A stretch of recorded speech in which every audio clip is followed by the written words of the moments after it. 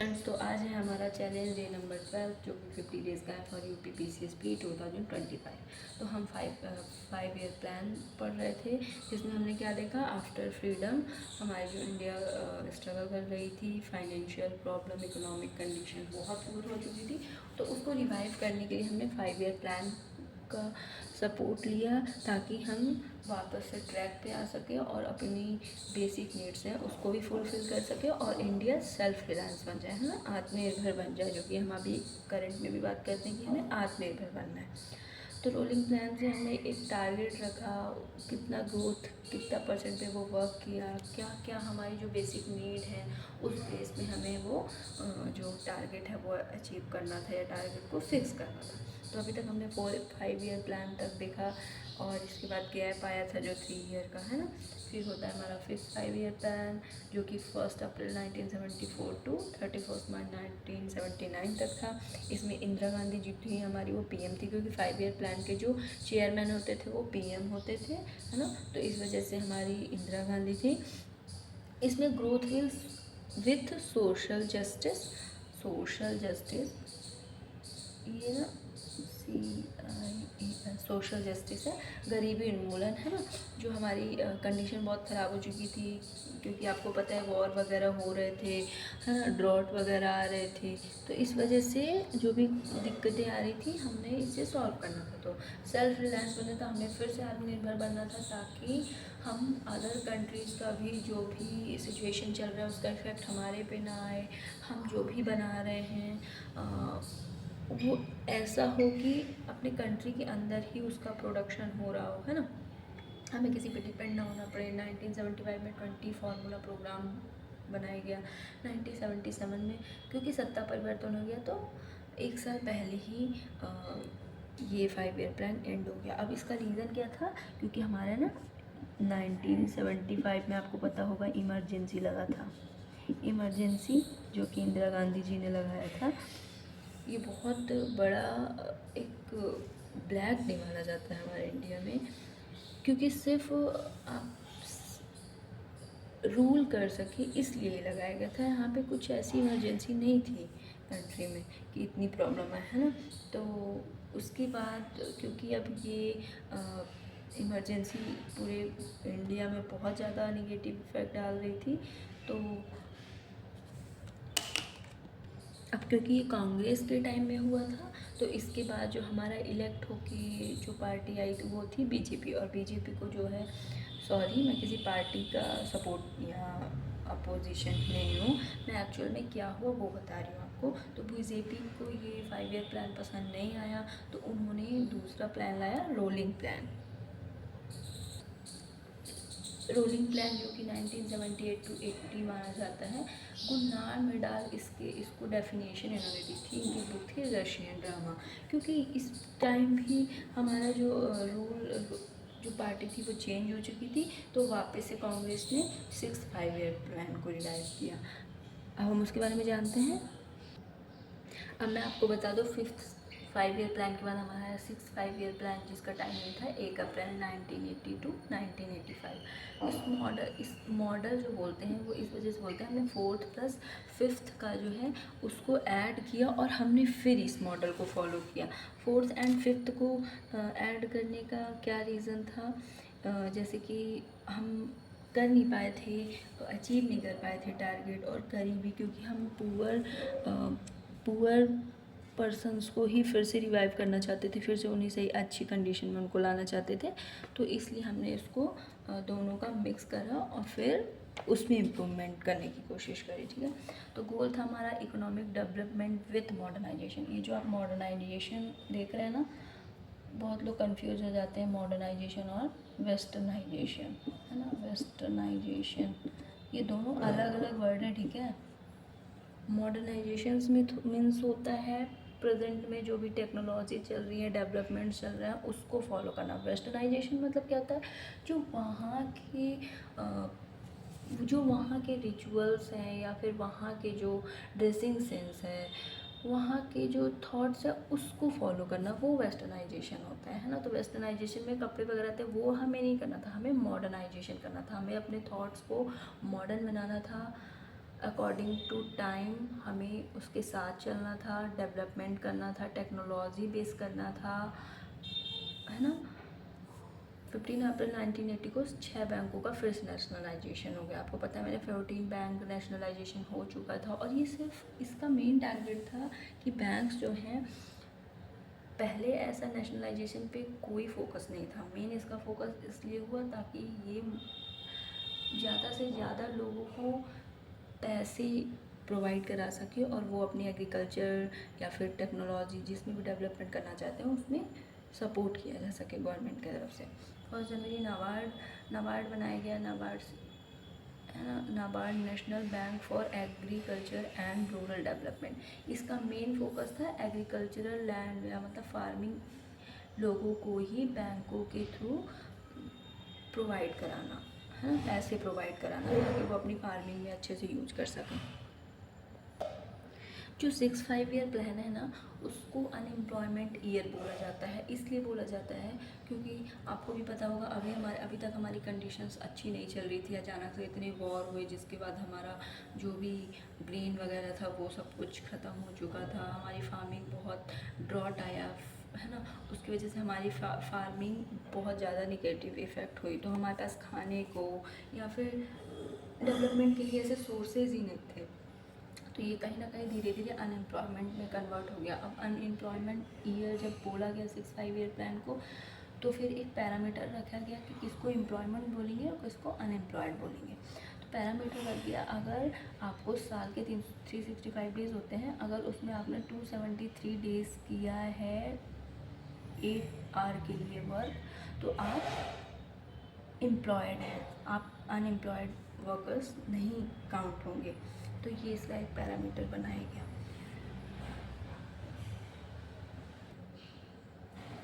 फिर हमारा है 7th 5 ईयर प्लान, जो कि 1 अप्रैल 1985 टू 1990 में हुआ, है ना। मॉडल इसको बोलते हैं PR ब्रह्मानंद। मोटो मतलब जो हमारा गोल था वो था रोज़गार निर्माण, एनर्जी जनरेट करना। 1980 में हमारा सेबी को इस्टेब्लिश किया गया, security exchange board of India, है ना।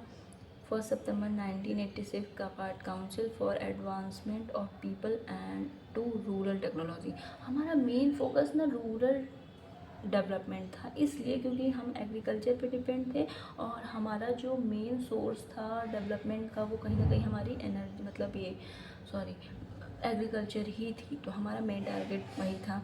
इसको हिंदू रेट ऑफ ग्रोथ कहते हैं, मतलब हमारा जो डेवलपमेंट हुआ इतना जनरल हुआ कि हमने उसको हिंदू रेट ऑफ ग्रोथ कर दिया। ये आप फैक्ट्स ज़रूर लिख लेंगे और इन्हीं में से क्वेश्चंस आते हैं, है ना। यहाँ पे ऐसे कुछ कॉन्सेप्ट्स नहीं हैं, ये 1 बाय 1 जो भी टारगेट हैं या फिर जो भी इस्टेब्लिशमेंट हुई, ठीक है।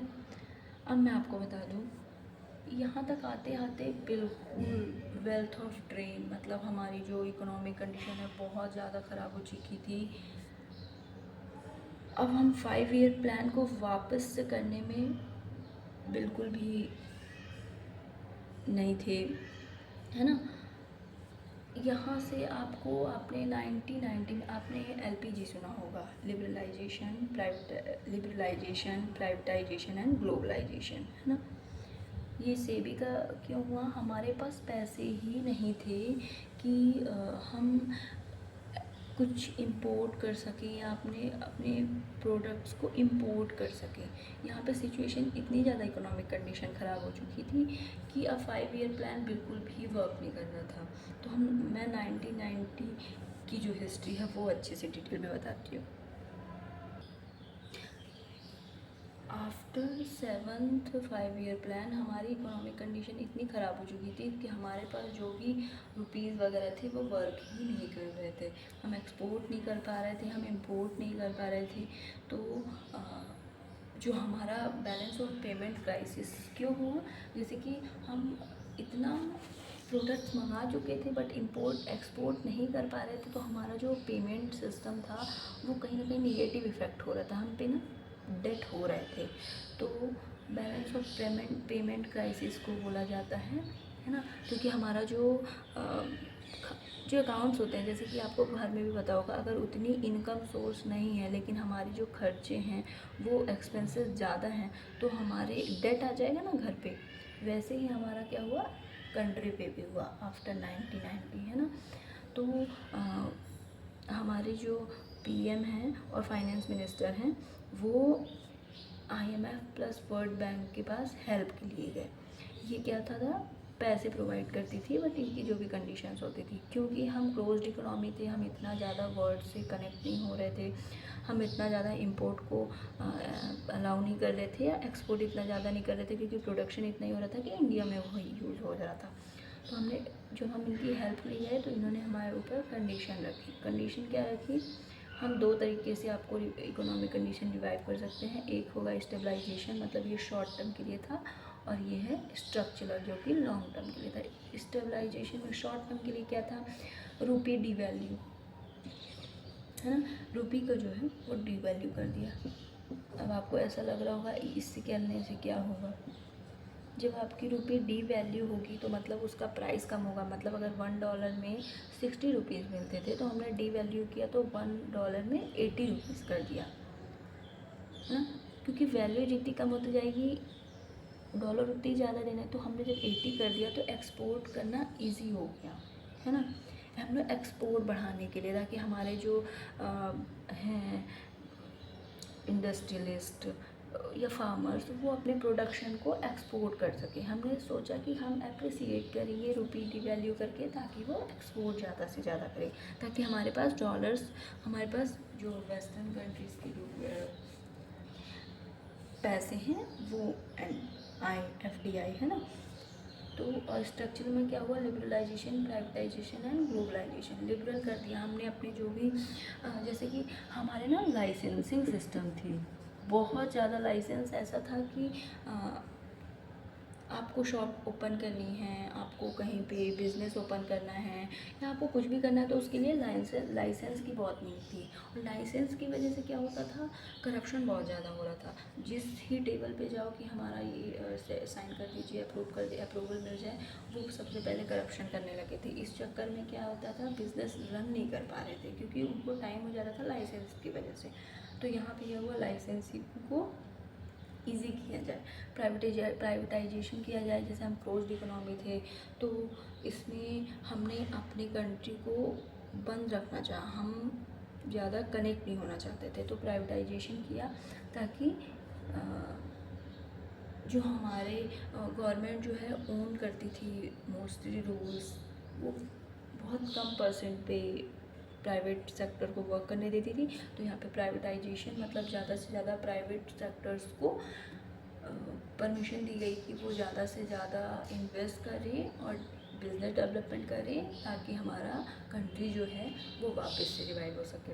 ग्लोबलाइजेशन, हम अदर कंट्रीज़ से कनेक्ट होने के लिए हमें कंडीशंस रखी गई कि हमें ऐसा नहीं होगा कि हम अपने इकोनॉमी क्लोज्ड रखेंगे और हमें हेल्प भी मिल जाएगी, नहीं ऐसा नहीं है। हमें बाकी कंट्रीज से ऐड होना पड़ेगा, हमें अपने इंडिया को ओपन करना पड़ेगा इंपोर्ट के लिए। वो प्रोडक्ट्स बेचेंगे, जैसे आज आप देख रहे हैं चाइना का इतना चीप प्रोडक्ट है कि हमें इंपोर्ट करना ही पड़ता है, बेसिक नीड है, क्योंकि हम उतना बना नहीं पाते, हम डिमांड को अकॉर्डिंग टू सप्लाई हम डिमांड को फुलफिल नहीं कर पाते हैं। तो ग्लोबलाइजेशन भी हमें एक्सेप्ट करना पड़ेगा।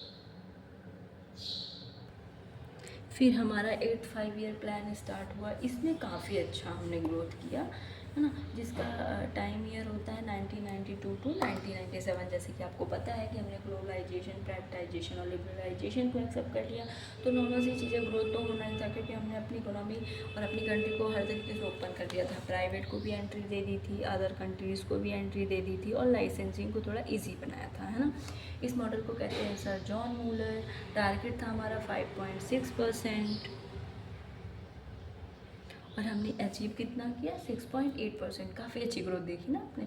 इसमें हमारा मेन टारगेट था, जैसे अभी तक हम फार्मिंग कैसे पैसे एंटर हो, लेकिन हमने स्किल डेवलपमेंट पे तो कुछ वर्क ही नहीं किया था। तो यहाँ पे हमने ह्यूमन रिसोर्स डेवलपमेंट, ह्यूमन को रिसोर्स कैसे बनाएंगे, उनमें स्किल डेवलप करके, है ना। 1993 में PM रोजगार योजना स्टार्ट हुई। 1992 में सेबी को कॉन्स्टिट्यूशनल मिल गया पोजीशन है कि सेबी को, है ना, exchange board of India, 1995 mid day meal start हुई, फिर पीएम पोषण हुई, और हमने ना एक एमपी लेट्स स्कीम भी स्टार्ट की। एमपी लेट्स मतलब क्या होता था, member of parliament local area development scheme. जिस मेंबर ऑफ पार्लियामेंट जिस एरिया का है ना, वो अपने लोकल एरिया पे भी डेवलपमेंट करेगा, तो कहीं ना कहीं वो ग्रोथ ही होगी, है ना। और इतने सारे एमपीज़ होते हैं तो हम एक इंक्लूसिव ग्रोथ कर पाएंगे। उस टाइम पे हमारा जो इतना सारा वर्क किया था 1990 में भी, पीएम कौन थे, Narasimha Rao, and finance minister कौन थे हमारे, मनमोहन सिंह, है ना। इन्होंने काफ़ी अच्छा वर्क किया, रिवाइव किया। अब हम देखते हैं 10th 5 ईयर प्लान, क्योंकि 9th आपने सोचा होगा ना 10th पे कैसे आ गए। 9th 5 ईयर प्लान ना इतना ज़्यादा वर्किंग नहीं था इसका, 1997 to 2002 तक था, बट इसमें कुछ टारगेट ऐसा नहीं था। जस्टिस इक्वालिटी पर मेन फोकस किया गया कि मतलब अब जैसे कि प्राइवेटाइजेशन को भी एंट्री दे दी गई, तो ऐसा ना हो कि मोनोपोली हो जाए, तो हमने जस्टिस पे भी ध्यान दिया कि लोगों को स्किल भी इक्वली मिले, है ना। इक्वालिटी पे ध्यान दिया ताकि सबको जो भी है गवर्नमेंट सपोर्ट होगा वो इक्वली मिल सके, है ना। ये क्योंकि ये ना डिज़ास्टर टाइम बहुत ज़्यादा था, इसमें टारगेट अचीव का कुछ नहीं था। डिज़ास्टर टाइम था उस टाइम, गुजरात में जो था वो फ्लड टाइप आ गया था, उड़ीसा में भी काफ़ी ज़्यादा प्रॉब्लम हुई थी, सॉरी उड़ीसा।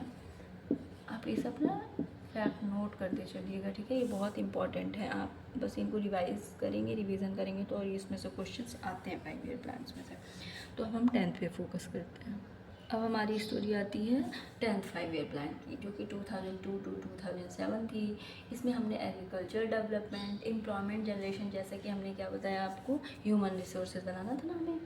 नेक्स्ट 10 ईयर में हमें पर पर्सन जो है उसकी इनकम डबल करनी थी, ये टारगेट रखा गया। टारगेट था 8% का, हमने अचीव 7.6%, मतलब अच्छी खासी ग्रोथ कर ली थी। नरेगा यहीं से स्टार्ट हुआ है। नरेगा स्टार्ट जो है वो 2005 के एक्ट से हुआ था। इसका मेन टारगेट था पर पर्सन को एटलीस्ट बेसिक वेजेस देना, ताकि उसका घर चल सके, उसकी फैमिली चल सके, है ना। क्या था, national rural employment guarantee act, मतलब एम्प्लॉयमेंट गारंटी देने का ये वक्त है ना।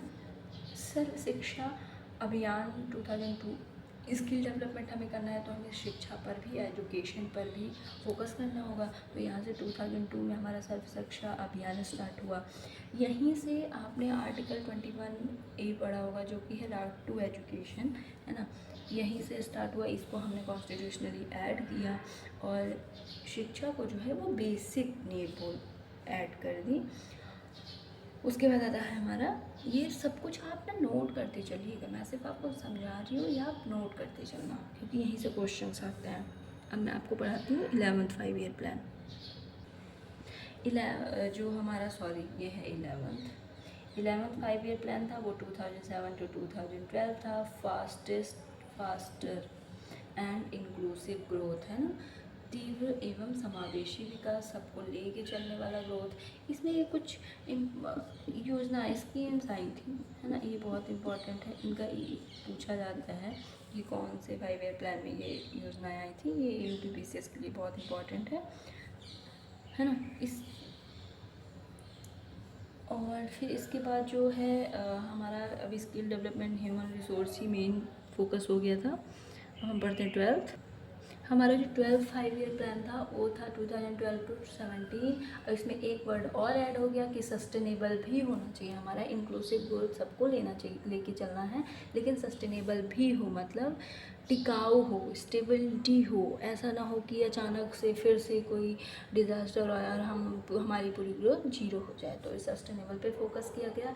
अब हमारा मेन टाइम, अब हम क्योंकि मॉडर्नाइजेशन, टेक्नोलॉजी वगैरह से जुड़ रहे थे, तो हमारा टारगेट था कि अब हम एग्रीकल्चर से नॉन एग्रीकल्चर चीज़ों पे भी डिपेंड हो, जिसमें आता था हमारा इंडस्ट्री, सर्विसेज, है ना, इन सब पे।